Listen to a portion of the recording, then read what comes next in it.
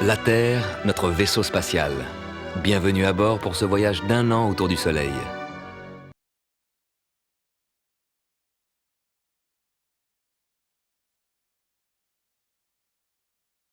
C'est un voyage réel. En ce moment, pendant que vous regardez ces images, la Terre vous emmène à 107 000 km/h à travers l'espace. Nous sommes ici. Nous arriverons dans 5 semaines à cette station solstice d'hiver, le jour le plus court. La Lune, en tournant autour de la Terre, se rapproche chaque mois de l'axe Terre-Saturne. Puis elle se glisse exactement entre la Terre et Saturne, qui est 4000 fois plus éloignée. À de rares occasions, tous les 4 ou 5 ans, la Lune fait disparaître Saturne. Et là, exceptionnellement, grâce à Saturne, vous pouvez voir le mouvement de la Lune en direct.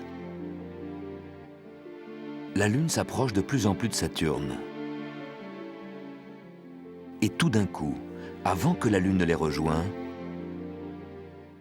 Saturne disparaît, comme effacée du ciel. La planète a été cachée par la partie non éclairée de la Lune. Au bout d'1 heure environ, au bord du disque lunaire, à droite, Saturne réapparaît. En regardant avec des jumelles, c'est comme si un petit ballon lumineux s'envolait lentement de la Lune.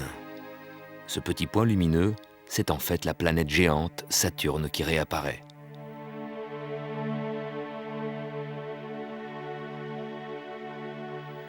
Grâce à Saturne, on a pu voir la Lune bouger.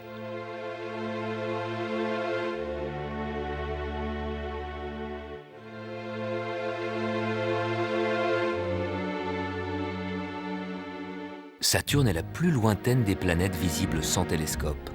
Elle est 10 fois plus éloignée du Soleil que la Terre. Saturne met 30 ans pour faire un tour complet du Soleil. Pendant votre vie, Saturne n'aura fait que 3 tours.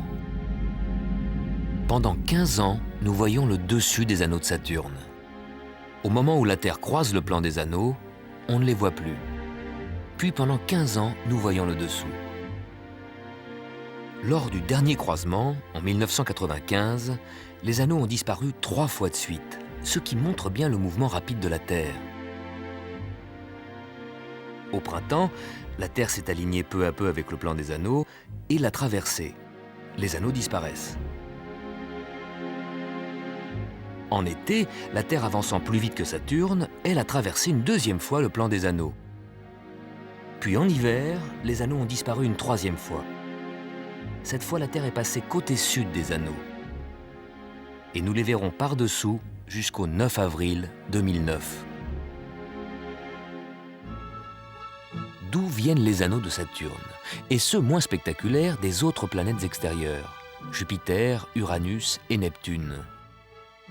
Chaque astre, chaque planète, exerce une force d'attraction sur l'espace qui l'entoure.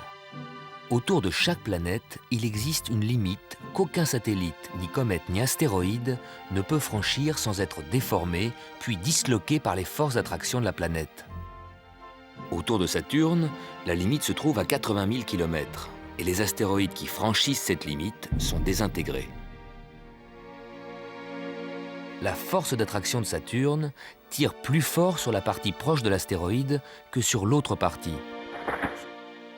Sous le tiraillement de ces forces différentes, l'astéroïde se disloque. Les débris se cognent les uns aux autres et après de multiples collisions, ces cailloux forment un disque dans le plan équatorial de la planète, un peu comme le plan dans lequel les planètes gravitent autour du Soleil. Si notre Lune quittait son orbite, c'est à 18 000 km qu'elle serait déchirée en morceaux par les forces d'attraction de la Terre. Les débris formeraient un anneau autour de notre équateur. Et en hiver, le Soleil se coucherait derrière un rideau de pierre de lune.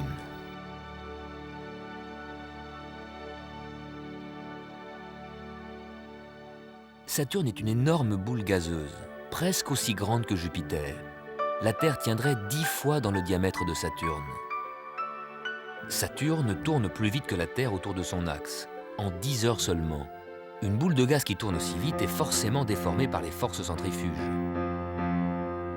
Saturne est la plus aplatie des planètes. La Terre, planète solide, est aplatie de 40 km seulement.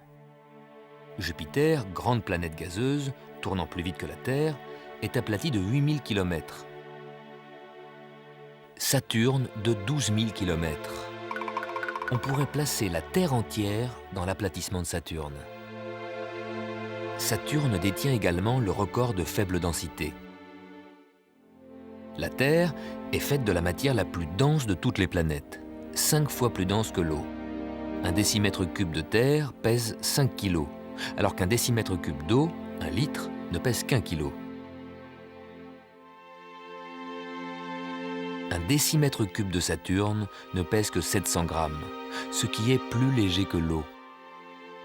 S'il y avait quelque part une mer assez grande, Saturne flotterait à la surface, alors que la Terre coulerait à pic. En plus de ses anneaux célèbres, Saturne est entouré d'une multitude de satellites qui gravitent autour d'elle. Le plus grand, Titan, est aussi le plus grand satellite du système solaire. Il a la taille d'une planète, plus grand que Mercure. Titan est le seul satellite à être enveloppé d'une atmosphère, 5 fois plus dense que l'atmosphère de la Terre. La surface de Titan est un mélange de roches et de glace. Il fait très froid, moins 170 degrés. Les lacs que vous voyez, ce n'est pas de l'eau, mais du méthane liquide. Dans l'atmosphère de Titan se forment des molécules organiques de plus en plus complexes.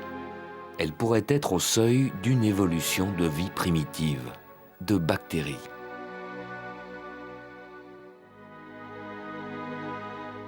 Actuellement, la sonde Huygens est en route pour Titan. Elle arrivera dans le voisinage de Saturne en 2004 et sera parachutée sur Titan pour y analyser l'atmosphère. La vie pourrait-elle naître dans les glaces de Titan? Vous en saurez plus en l'an 2004.